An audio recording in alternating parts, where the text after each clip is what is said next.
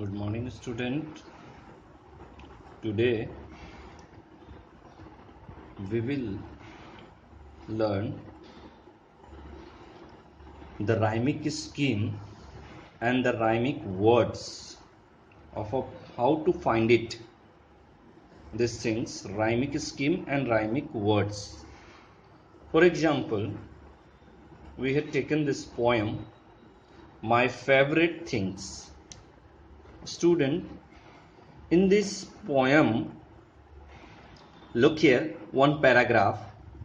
So look, first things, first, second, third, four. कितने line है इसमें? 4 line. So students, in this 4 line, the last word kittens, mittens, strings, things, आप देख रहे हो ना, ये वर्ड्स को चेक करना है to find out the rhymic scheme. What we have to do, let's see. Let me tell you first. In this stanza, we have 4 lines.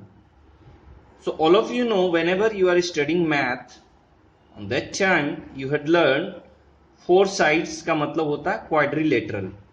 Game भी खेलते होंगे तो आप देखते होंगे quarter final, semifinal, final.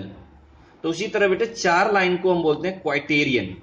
In English 4 lines of stanza is called a quatrain. Is it clear?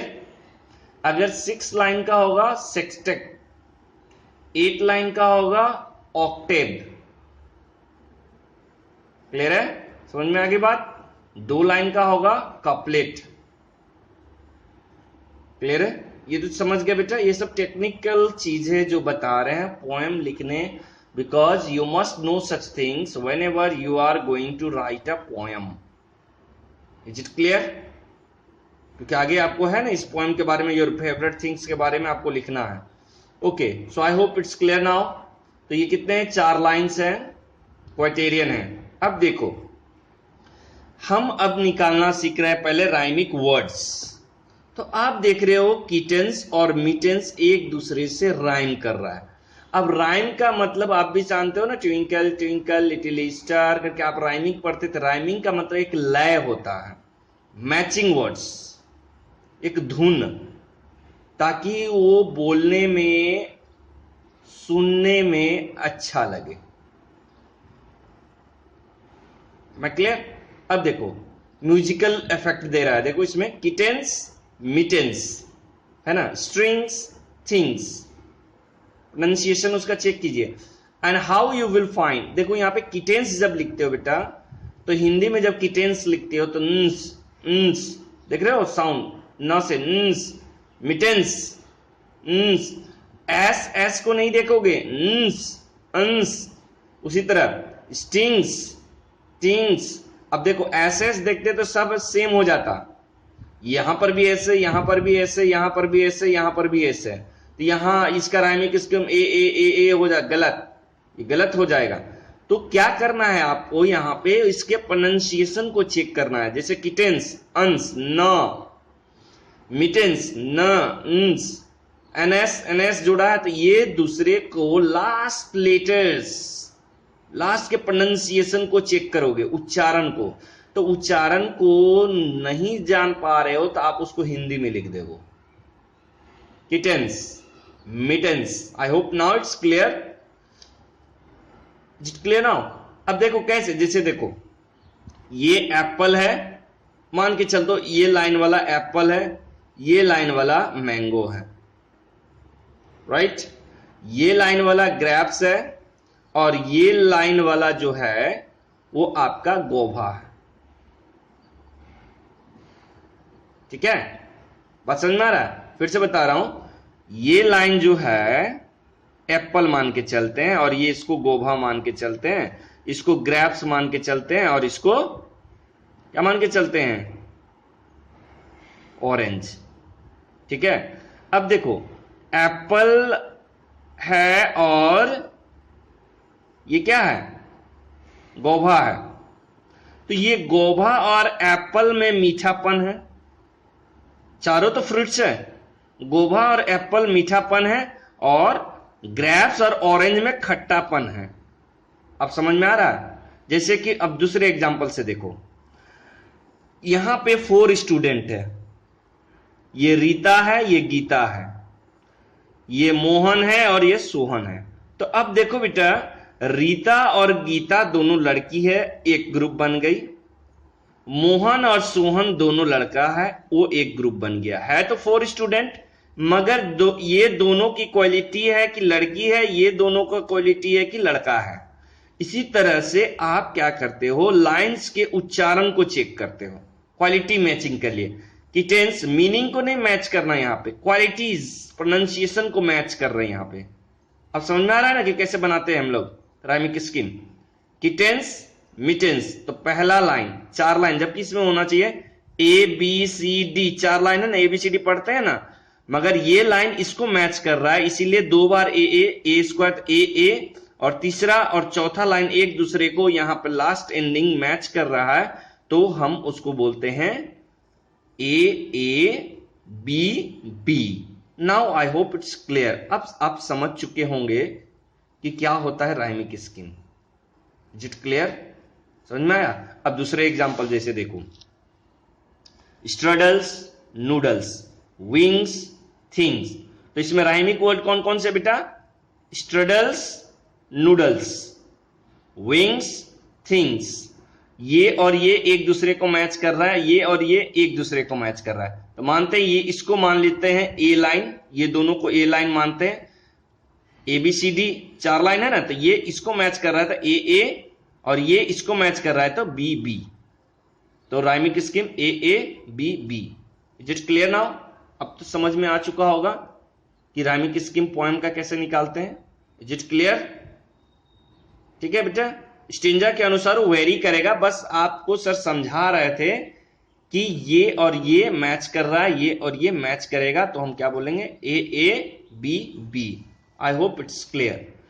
Now students, some of them are saying there that, sir, please tell or us about my dream school. Many students had written, and also we had discussed in the class also about my dream school. Let me clarify you or give you some points, because some of them can't speak in a class. So those who you are free to write by your own self. आप अपने से लिख सकते हो बेटा, जो नहीं लिख पा रहे थे, जो नहीं बोल पा रहे थे क्लास में, उसके लिए हेल्प है ये, right? Because in your examination it's carrying 10 marks. ये 10 मार्क्स के क्वेश्चन होता है, short paragraph. So now, in my dream school, school is the place where education is important in children to make them a civilised citizen. बेटा क्योंकि civilised CIVILI Z भी होता है और S भी होता है, मगर इंग्लिश के ब्रिटिश इंग्लिश में S ही लिखा जाता है, इसीलिए सिविलाइज्ड सिटीजन। हम लोग सभ्य नागरिक बनाते हैं कहां? स्कूल भेज के बच्चों को, राइट? इम्पार्ट का मतलब होता है ट्रांसफर करना, एजुकेशन। टीचर अपने बच्चों में क्या करते हैं? शिक्षा को ट्रांसफर करते हैं। अब देखो कैसा स्कूल होना चाहिए। तो there will be well qualified teachers with smart classes for the students must be provided, है ना? क्वालिफाइड टीचर्स होने चाहिए जो कि स्मार्ट क्लासेस ले सके। स्मार्ट क्लासेस मतलब समझ ही रहो बेटा, कंप्यूटराइज क्लासेस, ब्लैक बोर्ड होनी चाहिए, सारा वेल इक्विप्ड होना चाहिए, तो उसमें टीचर्स बच्चे को पढ़ा पाए। Next, there must be well equipped labs.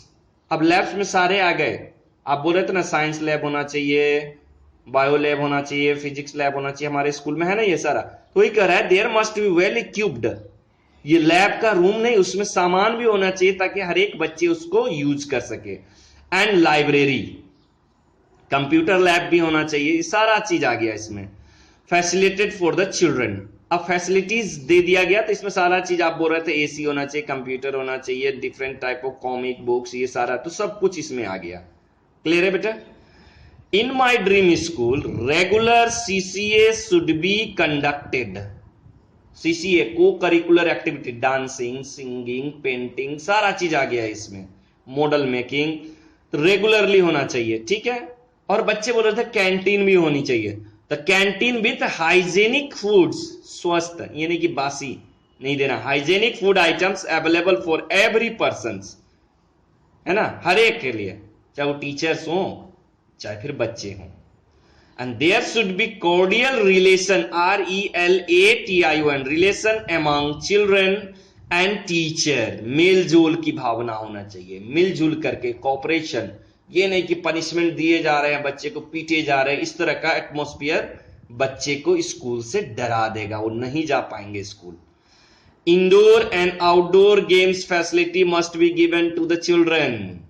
जैसे बच्चे कह रहे थे ना कि बहुत बड़ा स्टेडियम बना देंगे, बारिश भी आएगा तो क्या करेंगे, गेम खेलेंगे। बेटा वो तो पॉसिबल नहीं, मगर जब बारिश आ रही हो, स्क्रॉचिंग हीट हो, तो आप उस समय इंडोर गेम खेल सकते हो, जैसे चेस है, लूडो है, बैडमिंटन है, टेबल टेनिस है, बहुत सारे इंडोर गेम्स होते हैं। उसके बाद must be given to the children digital library for the students with proper seating arrangement.